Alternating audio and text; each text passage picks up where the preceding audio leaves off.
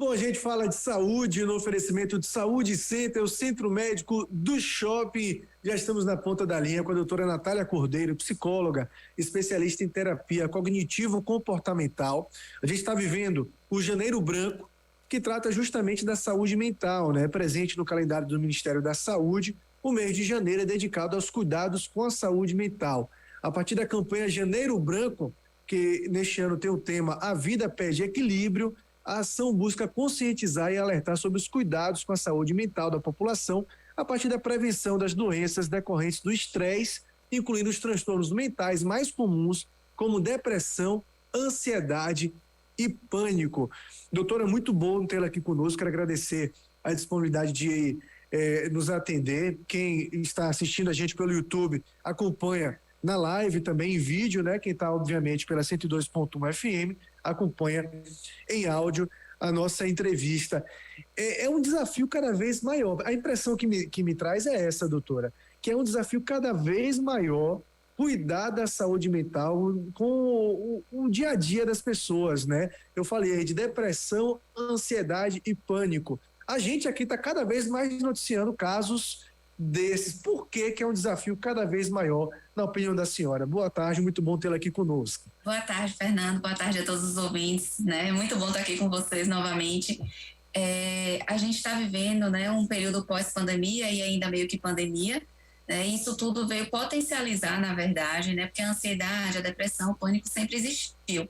Mas a gente mascarava algumas coisas, a gente não conseguia lidar mais tranquilo, né? Pós-pandemia as coisas foram aumentando e a campanha Janeiro Branco veio, né, com esse tema de pedindo equilíbrio, que é o que a gente está precisando, né? Conseguir equilibrar tudo. E aí vem essa questão, né? Equilibrar a ansiedade, equilibrar essa tristeza profunda, equilibrar esse momento que a gente tem de crise de pânico. E tudo isso, eu tenho alguns pacientes que brincam assim, que dá vontade de jogar para cima e ver qual é que pega primeiro, porque tem horas que é difícil. Mas a gente precisa entender também que tem que ter uma organização, um planejamento. Não dá para fazer tudo. Hoje a gente tem a tecnologia a nosso favor, que facilita muito, né, em tudo, só que a gente percebe que as pessoas estão cada vez mais conectadas e menos desconectadas e mais desconectadas de si. Então faz o quê? Aumenta o índice de ansiedade. Não que a ansiedade seja só a questão do uso da tecnologia, mas eu sempre brinco, eu digo assim, quando eu era criança para assistir desenho, eu tinha que esperar passar, né, na televisão para poder assistir. Hoje você quer assistir toda hora, você passa, e você não consegue parar. Então, o que é que acontece? Desde criança, você é ensinado a ter controle de ansiedade. Porque a ansiedade todo mundo tem. Todo mundo tem ansiedade. Só que algumas pessoas têm a mais forte, que é a TAG, que é o transtorno de ansiedade generalizada, e outras pessoas têm ansiedade de forma natural. Mas a depender do que você esteja passando no momento, claro que ela vai ativar. Porque a ansiedade é medo. Então, aquilo que eu tenho medo, né, que é a emoção, vai me gerar o sentimento que é a ansiedade. E o Brasil, ele é um dos países mais ansiosos do mundo. Então, assim, é um índice altíssimo, altíssimo, altíssimo. Eu sempre questiono os pacientes, né, quanto tempo eles estão ficando no celular durante o dia, né, porque assim, não tenho tempo para isso, não tenho tempo para aquilo, mas aí eles falam 8 horas, 7 horas, então assim, vamos levar em consideração que você ficou 12 horas acordado, então metade do tempo você ficou no celular, então onde foi que não organizou? Né? E a gente vem no mês de janeiro tentando, como Janeiro Branco, a gente remete a uma folha em branco, né, um recomeço, para a gente pensar nas metas e nos objetivos que a gente quer traçar para o ano de 2023. Lembrando que não é o ano que vai mudar, gente, é a gente que vai fazer diferente. Então, se eu traço metas, eu preciso traçar metas alcançáveis. Eu não posso traçar uma meta que, eu sei que eu não tenho condição de concluir esse ano. Então, isso vai fazer o quê? Vai me gerar uma ansiedade. E aí eu sempre bato nessa tecla que dentro das metas, a gente coloca os objetivos, mas objetivos palpáveis. Então, assim, eu preciso saber o que eu vou fazer em janeiro, o que eu vou fazer em fevereiro, março, até dezembro, para alcançar aquilo que eu quero alcançar em dezembro. Só que as pessoas, elas querem para ontem. Pois é, e a senhora tocou num ponto aí que me chamou muita atenção, porque eu já tinha parado para pensar nisso, nesse período que a gente está vivendo. Estamos em janeiro, né? Muita gente está de férias nesse mês de janeiro, aí você pega as redes sociais, tem gente que parece que passa mais tempo postando a foto na praia do que curtindo a própria praia, né? As pessoas estão de férias, estão ultra ativas nas redes sociais, tudo que está fazendo está postando, está mostrando as férias. Por um lado, para quem não está, é até legal ver um pouquinho da paisagem da praia. Ok, a praia está ali, quando der eu vou. Mas essa questão de desconectar, parece que as pessoas conectam mais no momento que deviam desconectar. Qual a importância dessa, eu vou chamar de higiene mental, não sei se essa é a palavra correta, é o termo correto, mas qual que é a real necessidade e a importância para o andamento durante o ano das atividades, combatendo a ansiedade? Porque a pessoa pensa, não, eu estou na praia aqui, eu não vou sofrer de ansiedade. Mas aí volta para as atividades em fevereiro e parece que a carga continua pesada, né, doutora? Exatamente, você tocou num ponto aí realmente que é o que está acontecendo muito. As pessoas viajam, elas tentam relaxar, mas elas não desconectam. É a necessidade de mostrar para o outro o tempo todo o que eu estou fazendo. Claro que você pode postar uma foto, você pode compartilhar, mas as pessoas estão deixando de viver para estar compartilhando 24 horas o que estão fazendo. E pessoas que geralmente fazem isso acabam sofrendo muito, porque é chato para quem está acompanhando, né, que não participa dessa mesma situação, você acaba perdendo momentos e você vive muito mais conectado. Então, quando a gente fala em higiene mental, você tira férias e você consegue, sim, claro, pegar seu celular, mas determinar, é importante? Qual a necessidade real de eu mostrar isso? Será que esses likes vão aumentar em quê? Né, na minha saúde mental? Né? É a necessidade da aprovação, da validação, de estar ali sendo visto por pessoas, às vezes, que você nem conhece, mas mostrando algo que talvez nem é o que você está sentindo de verdade. Então, quando você consegue fazer essa higienização, você consegue desconectar e viver, posta depois, bota aí o TBT da quinta, sabe que você já voltou, dá para você conseguir postando aos poucos, mas curta o momento. Porque quando você volta em fevereiro, vamos colocar, né, que em fevereiro você volta das férias, você volta e já pega o pique, vamos colocar assim, de uma vez. Então, assim, você não desconectou, você não relaxou, você não curtiu com a família, você não esteve ali realmente presente. E aí o que é que acontece? Você não se planejou, porque as férias, ela também é feita para se planejar. Não só no mês de janeiro, mas em qualquer momento do ano. Você tirou férias, tira uns diazinhos, organiza, se planeja, não dá para voltar da praia hoje para começar a trabalhar amanhã, né? Então aí você já chega atropelando tudo, você não conseguiu chegar, desarrumar sua mala, organizar suas coisas, se planejar para dizer assim, não, agora tá tudo ok, porque o ano, ele com fé em Deus vai ser pesado, assim, de trabalho, de muita coisa, mas a gente precisa ter momentos de pausa, precisa parar e quando está com pessoas, realmente estar ali com as pessoas, né? Eu observo muito em restaurantes, né? As pessoas, elas sentam e quando você olha, é muito raro você não ver uma mesa que está todo mundo conectado, né? As pessoas não conseguem, eu digo, peraí, mas eu saí com as pessoas estão todo mundo ali, não está conversando. Ou é postando, ou é vendo, mas é o momento que você está ali com a família, é o momento que você está ali com os amigos. Então, assim, isso acaba aumentando o índice de ansiedade, isso acaba aumentando a questão do pensamento acelerado, a questão de você sempre achar que está atrasado, porque quando você mede a sua vida pela régua do outro, é uma régua injusta. Então, não posso achar, Fernando está trabalhando assim, assim, assim, e eu tenho que correr para trabalhar igual a Fernando. Não. Fernando tem o ritmo dele, ele tem os objetivos dele, ele tem as metas dele, ele sabe por que ele está fazendo desse jeito. E eu tenho os meus. Mas o que eu vejo muitas pessoas querendo se medir pela régua dos outros. E a gente tem que ter cuidado com isso. Né? Então, assim, você tem que ter um tempo sim para sua família, você tem que ter um tempo sim, nem que seja de 20, 30 minutos no mínimo para fazer uma atividade física. Se você conseguir dormir um pouco mais cedo, acordar um pouco mais cedo, você vai conseguir equilibrar isso.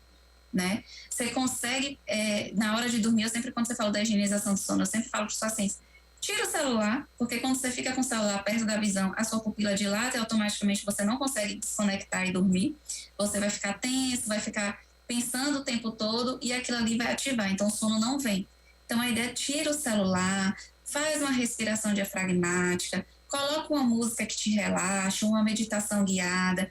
Não pensa assim, amanhã eu tenho que fazer muita coisa. Tem um papel, um caderninho, uma caneta perto da sua cama, que assim, amanhã eu tenho que fazer mil coisas. Pega ali e começa a anotar tudo que você tem que fazer amanhã. Tira da mente, coloca no papel. Porque às vezes vem a preocupação, não posso esquecer que amanhã tá horário, eu tenho isso.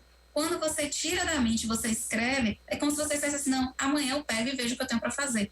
Então você acaba esvaziando a mente e relaxando. Então, as pessoas, elas precisam criar o hábito, né, de escrever. No celular mesmo, tem agendas hoje que facilitam muito isso. E as pessoas estão querendo colocar tudo na mente e querer dar conta de tudo. Então, a mente, ela vai boicotar a gente. Vai chegar uma hora que a gente vai dizer, eita, Fui no supermercado pegar que boa e voltei com um salgadinho, por exemplo. Já sabe? Mas eu não lembro o que eu fui pegar. Claro, você precisa usar seu HD todo. Né? Usa as ferramentas, usa a tecnologia a favor. Então, quando você consegue colocar isso de forma organizada e planejada, você consegue dar conta do seu dia. Você consegue entender o que você tem para fazer. Bom, uma coisa que também acontece muito nessa época do ano, né? A senhora falou de traçar metas, e é óbvio, né? Um período em que a maioria das pessoas está em férias, ou independente disso, começa o ano, né? Termina o ano, começa outro, começa a planejar o ano, traçar metas daquilo que quer alcançar em 2023. Existe medida exata para evitar com que as metas causem ansiedade também, doutora? Porque a gente nota que muitas vezes acontece também dessas metas não serem cumpridas, ajustes precisam ser feitos durante o processo, durante o ano, e a pessoa vai ficando ansiosa, e isso até ao longo do tempo também. Quantas vezes a gente já ouviu alguém falar: poxa, eu estou com 35, eu estou com 40, eu esperava estar em outra situação de vida, meu planejamento não era esse, e eu não alcancei aquilo que eu queria. Existe medida para fazer esse planejamento sem causar ansiedade? Sim e não. Porque o que acontece? Quando a gente traça metas, não quer dizer que a gente vai cumprir 100%. Se você conseguir cumprir 80% das suas metas, você já conseguiu muito. E aí eu volto naquela tecla, metas alcançáveis, porque às vezes as pessoas colocam as metas que ela sabe que não tem condição de concluir naquele ano, mas quer se desafiar, né, e acaba se frustrando. Então, assim, você tem que traçar umas metas reais, sabendo que, por exemplo, dezembro eu quero alcançar tal coisa. O que eu vou fazer para alcançar isso em dezembro? Então, assim, eu não posso só traçar a meta e esquecer as escadas, né? Vamos botar como se a meta fosse o topo. O plano de ação, né? Plano de ação. Quais são os degraus que eu vou subir para alcançar aquilo ali? Então, cada semana, cada dia, cada mês é um degrau a mais que eu estou subindo para alcançar essa meta. Porém, a gente não tem como controlar os imprevistos. Eu sempre digo, o que está ao meu alcance, perfeito, eu consigo dar conta. Mas tem coisas que não estão ao meu alcance. E eu preciso entender que isso não foi culpa minha. Aconteceu um imprevisto no meio do caminho e talvez eu não consegui chegar na meta 100%, mas eu consegui chegar a 80%. Então, é muito como a forma como o peso que você coloca nessa meta. Né? O que você está realmente buscando. E tendo cuidado com as procrastinações. Né? Porque às vezes assim, poxa, eu queria tanto alcançar tal coisa e eu não consegui. Mas você não conseguiu por quê? Porque se você também for muito rígido com você vai procrastinar. Né? Assim, eu falo com os pacientes, eu não consigo ler um livro. Eu digo, pronto, vamos fazer o seguinte, você vai ler um capítulo por dia. Se você conseguir ler mais de um, ótimo. Mas a sua meta diária é ler um capítulo por dia. Por quê? Porque um capítulo por dia, você dá 15, 20 minutinhos ali, você consegue ler. Quando você perceber, você está tendo constância naquela atividade. Então, você vai começar, se você ler 2, 3, 4, ótimo, mas o mínimo é um capítulo. Então, o que você tem que fazer para alcançar a sua meta? Você precisa ter constância. Você precisa saber o que você vai fazer cada dia. Eu não posso querer fazer uma coisa hoje e daqui a um mês, 2, pegar de novo. Não. Eu preciso entrar de novo na organização e no planejamento, sabendo que eu só dou conta daquilo que está ao meu alcance. O que não está ao meu alcance, eu não tenho como dar conta. Aí eu faço o quê? Eu reorganizo, traço novos objetivos para chegar onde eu quero. Porque a gente não tem como lidar com os imprevistos. Aliás, a gente tem que lidar com os imprevistos sabendo que não precisa entrar em desespero. Porque depois você vê que tudo se resolve, tudo no final dá certo. Só que a gente tem que lidar com a raiva, com a frustração, com o medo, com o desespero, né? De acordo com o que cada um esteja passando. Mas, assim, faz parte da vida. Às vezes as pessoas falam assim, Natália, eu estou muito triste. Eu não quero ficar triste. Mas por que você não quer ficar triste? Tristeza é uma emoção. Você não pode estar triste um mês triste, 15 dias só triste, sem entender o que é a raiz dessa tristeza. Mas as pessoas estão vivendo uma ideia de que tem que ser felicidade plena aos 24 horas. Isso não existe. Eu não tenho como ser feliz 24 horas, 365 dias do ano. Por quê? Porque alguma situação vai mexer com o meu psicológico, vai me abalar. Eu vou acordar e vou dizer, poxa, hoje eu não estou bem. Mas eu preciso respeitar isso e entender o porquê que eu não estou.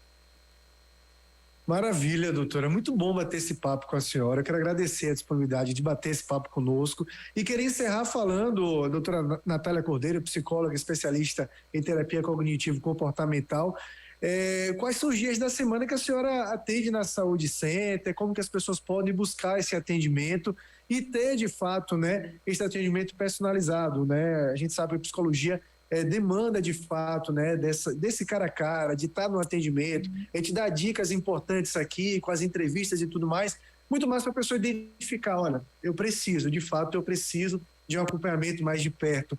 Como é que esse acompanhamento é dado na Saúde Center? Quais são os dias que a senhora atende? Então, eu estou na Saúde Center toda quarta-feira, né, manhã e tarde.